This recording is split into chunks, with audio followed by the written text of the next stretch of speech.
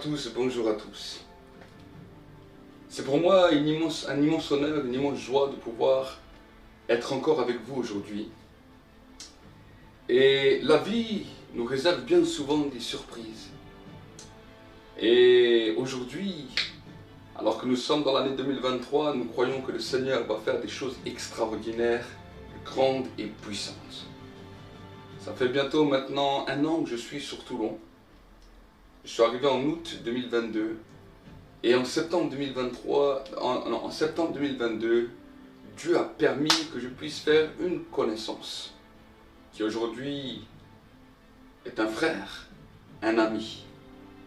Monseigneur Dominique Ray, l'évêque de l'Église catholique.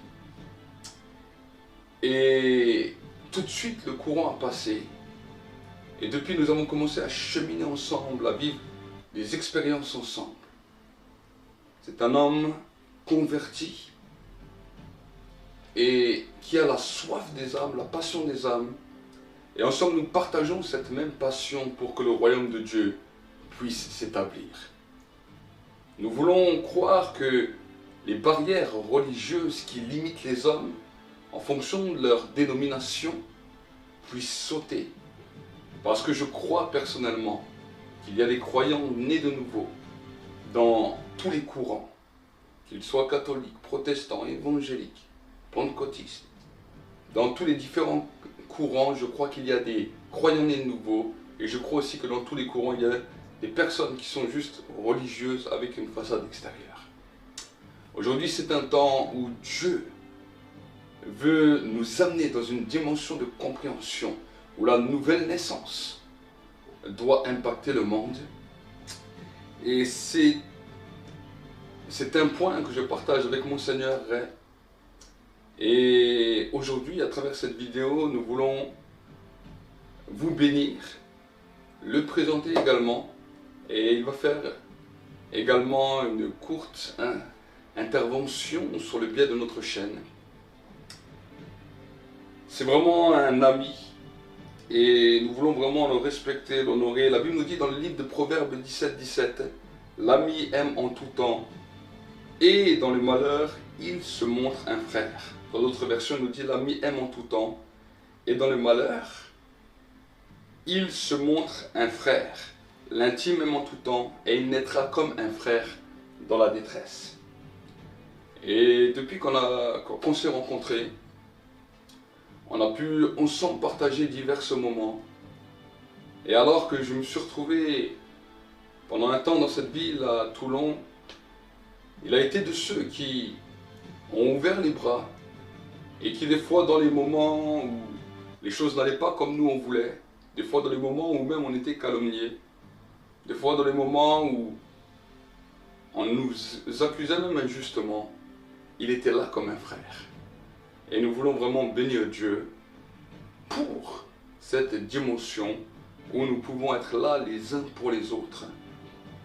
Et l'encourager lui aussi, dans ces moments où des fois, ça ne va pas comme lui il veut. Et qu'ensemble nous puissions continuer pour propager le message de l'Évangile. L'Évangile est une puissance pour le salut de quiconque croit. Et je crois que dans ce temps, nous avons besoin de voir des hommes se lever afin que des personnes puissent connaître le message de l'Évangile et pouvoir se convertir. Alors sur ces quelques mots, je suis le prophète Walid du PCP de la porte du centre prophétique pour les nations, ici sur Toulon. Vous pouvez nous retrouver sur le PCP-TV et sans plus tarder, je vais vous laisser entendre le petit discours de mon ami, Monseigneur Dominique Ray. Que Dieu vous bénisse et à la prochaine. Nous vous aimons beaucoup. Bye bye. Cher Walid, je suis très heureux que nous puissions nous connaître et puis essayer d'œuvrer ensemble pour la mission de l'Église. Cette mission, c'est une priorité pour nous comme chrétiens. L'Église existe pour évangéliser et nos communautés doivent développer ce zèle pour la mission. La première chose qui est très fondamentale dans la mission, c'est d'abord l'enracinement, que nous soyons enracinés en Christ. C'est une vie converti qui peut convertir les autres. C'est dans la manière dont nous-mêmes, nous sommes habités par la foi, l'espérance, la charité, qui fait que nous sommes des ambassadeurs du Christ. Ça part de l'action de Dieu en nous. L'enracinement. Ce qui aussi me semble très important, c'est l'inspiration, la manière dont l'Esprit Saint agit en nous pour nous faire réaliser des choses qu'on n'avait pas prévu de faire, qu'on n'avait pas programmées. On voit bien comment les disciples, guidés par l'Esprit Saint, ont été capables de faire des choses extraordinaires. Donc être sensible à l'action de l'Esprit Saint en nous, qui nous éclaire, qui nous guide, qui nous fait apprécier et juger les bonnes situations, trouver les bonnes postures pour parler aux gens. Enracinement, intuition, unité. C'est à l'amour que vous aurez les uns pour les autres qu'on reconnaîtra que vous êtes mes disciples. L'ADN du christianisme, c'est l'unité. C'est la raison pour laquelle le travail que nous pouvons faire ensemble me semble très précieux et très utile, avec les charismes et les dons de chacun. C'est une communauté rassemblée qui peut, par le témoignage de cette charité, témoigner auprès d'un monde où cette charité est si souvent absente. La source de la charité, c'est Dieu. Et c'est quand on a rencontré Dieu, par le Christ, qu'on a découvert l'amour de Dieu pour nous, l'amour dont Dieu nous aime, que nous pouvons aussi porter, transfuser cet amour auprès de celles et ceux qui nous entourent. Dans la mission, il y a l'enracinement, l'intuition, l'unité, la charité, mais aussi ça passe par le zèle, par une ardeur, par le courage. Parfois le courage d'affronter des situations qui sont très difficiles. On a vu dans la vie des grands évangélisateurs, des grands témoins qui ont été jusqu'au martyr pour témoigner de leur foi, qu'ils étaient habités par cette force d'âme, ce tempérament qui permettait, avec la grâce de Dieu, de dépasser des situations qui apparemment étaient incontournables, impossibles. Oui, Dieu est le maître de l'impossible. Alors vraiment que tous ces aspects de la mission, nous puissions les vivre ensemble. Nous puissions les déployer de toute manière à travers notre ministère, à travers nos engagements. Mais ça passe d'abord par les lieux de vie où nous sommes. La mission du Christ commence dès Nazareth.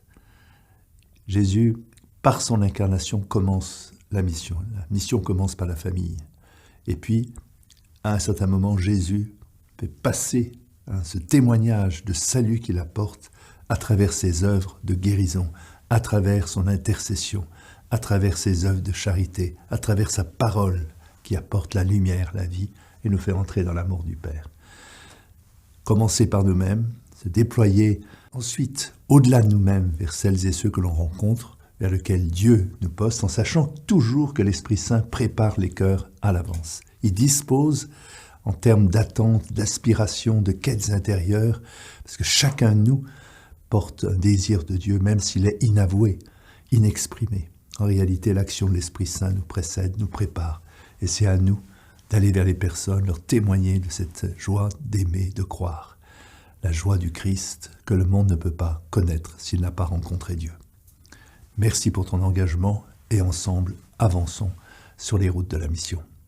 Amen. Alléluia. Cher Walid,